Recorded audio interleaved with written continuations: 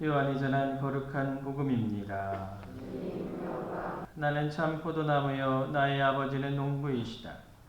나에게 붙어 있으면서 열매를 맺지 않는 가지는 아버지께서 다 쳐내시고 열매를 맺는 가지는 모두 깨끗이 손질하시어 더 많은 열매를 맺게 하신다. 주님의 말씀입니다. 보소서 성령님.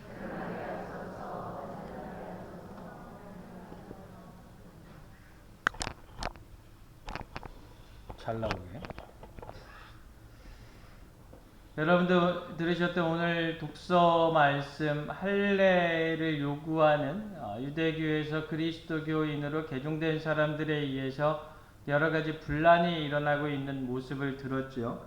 나중에 쭉 읽어보면 이 사도행전 읽다 보면 나중에 베드로가 거기서 제대로 결정을 못 내리고 우왕좌왕하니까 바오로가 엄청 베드로 사도한테 뭐라고 그러는 표현이 나와요.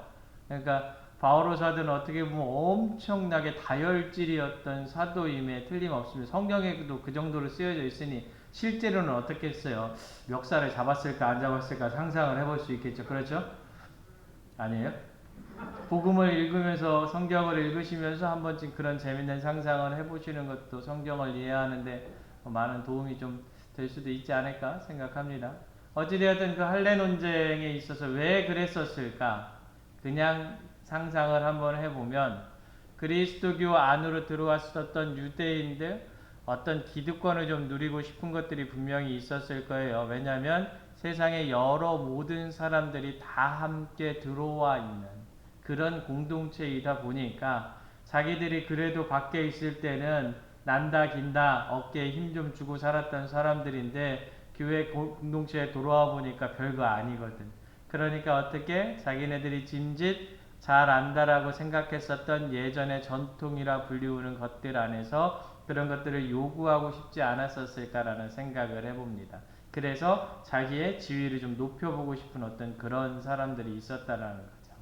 결국에 내 지위는 그런 것으로 인해서 조금 높아지고 인정받을지 모르겠지만 당대에 들어왔었던 수많은 그리스도교 신자들에게는 어떻게 또 하나의 굴레가 씌워지는 거죠. 이 굴레가 씌워진다라는 것은 결국에 예수 그리스도의 본질을 찾아나가는데 한 단계 더 어려운 시련이 들어온다는 것을 의미해요.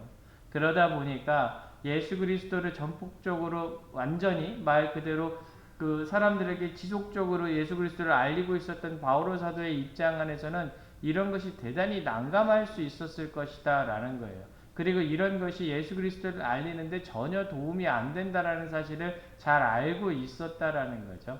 그래서 그 부분들에 대해서 격하게 격노하는 어떤 바오로 사도가 되는 겁니다. 우리의 삶 안에서도 한 번쯤 생각을 해봐야 돼요. 우리도 교회 안에 들어오면서 오래 다녔었다라는 예전에 뭐 이랬었다라는 우리 본당은 그렇다라는 어떤 그런 관념적인 거에 자꾸 잡혀 있는 부분들이 혹시 있지 않는가 생각해 봐야 되지요. 예수님께 나아가는데 그다지 크게 도움되지 않습니다. 여기 우리 어른들 많으니까 그런 이야기들 많이 하시죠. 예전에는 이랬었는데 옛날에는 이랬었는데 이런 얘기들 많이 하시잖아요. 교회 안에서. 그렇죠? 예전에는 사랑했었는데 예전에는 더 밖에 나가서 선교했었는데 이런 얘기는 잘 안 해요. 그렇죠? 예전에 나한테 이렇게 대접해줬는데 예전에 우리 신부님이 나한테 이렇게 해줬는데만 이야기를 해. 근데 지금에 와서 우리 신부님이 우리 수녀님이 우리 형제님이 우리 부역장님이 나한테 그런 대우 안 해주면 열받아. 짜증나. 화나. 이런 부분들이 종종 가끔 있는 경우들이 있어요. 그렇죠? 없어요? 있어요. 그런 부분들이 있다 보니 그런 것들이 내 신앙 안에서 하등에 도움이 안 돼요. 세상이 변해가고 있거든요. 얘기 나온 김에 얘기해 볼까요?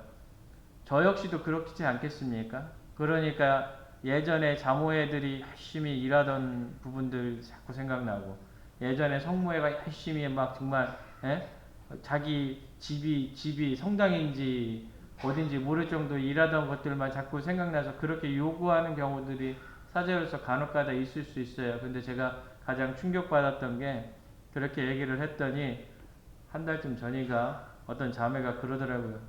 신부님 저희 자모들도 MZ세대가 많아서 쉽지 않습니다. 딱 이러더라고요. 제가 그때 충격을 받았어요. 아, 그렇지. 우리가 흔히 제가 MZ세대 엄청 얘기하고 제가 공부도 많이 해봤는데 그 MZ세대가 우리 자모에도 있다라는 사실을 전혀 눈치채지 못하고 있었어요. 맞는 얘기, 당연한 건데 알지 못하고 있었던 부분들. 그러니까 예전의 부분을 갖다 댄다라는 것은 쉽지 않은 부분이 있을 것 같아요. 그래서 무슨 얘기하다 여기까지 흘러왔을까요? 어떻게 보면 예수님께 나아가고 있는 그런 정도의 길을 가는 데 있어서 옛것 좋을 수 있죠. 좋을 수 있지만 그것을 그냥 고집한다라는 것이 예전에 있었던 그 좋음을 우리에게 가져다 주지는 않는다. 변화되고 쇄신돼야 되고 달라져야 되는 것이 아니겠는가. 오늘 나는 포도나무요, 아버지는 농부이시다라고 이야기하는 것들 아주 간단해요. 여러분들 포도나무 많이 보셨죠? 포도나무 보면 포도나무는 밑둥이 되게 굵어요. 그렇죠? 밑둥이 굵어서 위로 올라가면 이렇게 가지들이 쭉 옆으로 나가면서 얇은 가지들이 계속 나오고 옆으로 뻗어 나가는 부분들이 생기죠. 그래서 어떻게 그 가지들에서 열매들이 맺히게 되는데 그 가지 전부가 열매를 맺게 농부가 놔둡니까? 놔두지 않습니까? 놔두지 않아요. 순 친다고 이야기를 하잖아요. 그래서 열매가 잘 맺을 것 같은 가지, 틈실한 가지는 놔두고 나머지 얇은 가지들은 다쳐서 불쏘시개나 다시 거름으로 쓸 수밖에 없는 부분들이 생기곤 합니다. 교회 공동체로 생각을 하시면 될 거예요. 예수 그리스도라는 엄청나게 튼튼한 밑바탕에 뿌리를 잘 두고 있는 포도나무가 한 그루 있어요. 그 옆에 붙어 있는 것들이 여러분들입니다. 그래서 여러분들이 아주 좋고 튼실한 포도나무 열매를 맺어야 된다라는 의무가 있는 거예요. 말 그대로 그렇지 않으면 이 포도나무 자체가 의미가 없는 거죠. 아버지는 농부는 그걸 포기할 수밖에 없는 부분이 생기는 거예요.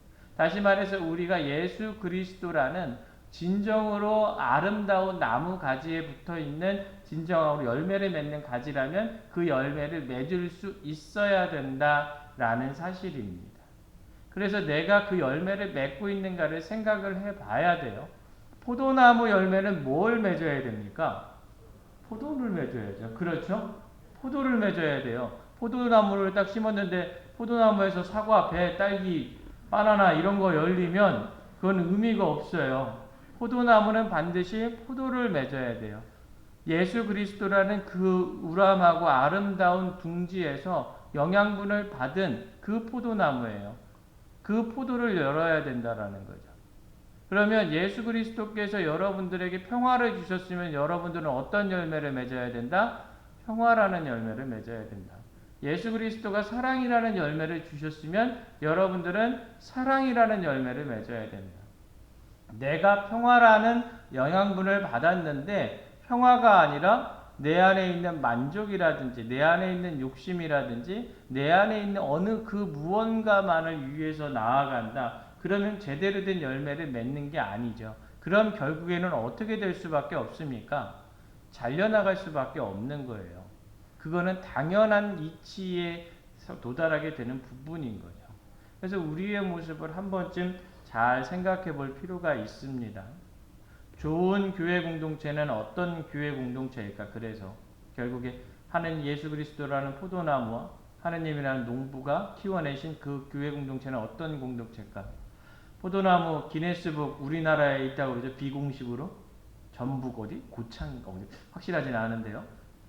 그 뉴스에 한번 나왔었잖아요. 포도가 4,500개가 열렸다고. 그래서 가지 넓이가 그 한 그루 포도나무 가지에서 나온 게 40m래요. 어마어마하죠. 네. 그래서 그 농부한테 이거 어떻게 키웠냐고 10년인가 15년 된 포도나무래요. 어떻게 키웠냐 그러니까 물을 멀리서 줬대요. 그러니까 그 물을 빨아들이려고 그 포도나무가 그러다가 더 어렵고 더 힘들고 포도나무가 시들려고 그러면 물을 더 멀리서 줬대요. 그렇게 유전적인 부분들을 강하게 키운 결과가 어떻게 됐느냐? 그렇게 수많은 열매를 맺을 수 있었다라는 거죠. 많은 예수는 있을까 없을까 생각해 봐야 되겠지만 어찌되었든 고난이나 시련이나 어려움들은 그 교회 공동체를 더 크게 만들 수 있는 시간일 수 있다라는 거예요. 근데 포기해버리면 그 포도나무는 죽었었겠죠. 그러니까 포기하지 않고 끝까지 노력하면 어떻게 해서든지 그 교회 공동체는 크게 자랄 수밖에 없는 공동체가 될 수밖에 없다라는 겁니다. 그래서 교회 공동체, 예수 그리스도께서 우리를 매달고 계신 이 교회 공동체는 그렇게 어려운 시련이나 고난 속에서도 끊임없이 노력해야 되는 겁니다. 그때 그 수많은 열매를 맺을 수 있는 겁니다. 얘기 나온 김에 조금 더 강론으로 들어가서 한번 얘기를 해볼까요? 어떤 부부가 싸웠어요. 싸운 이유가 아주 간단해.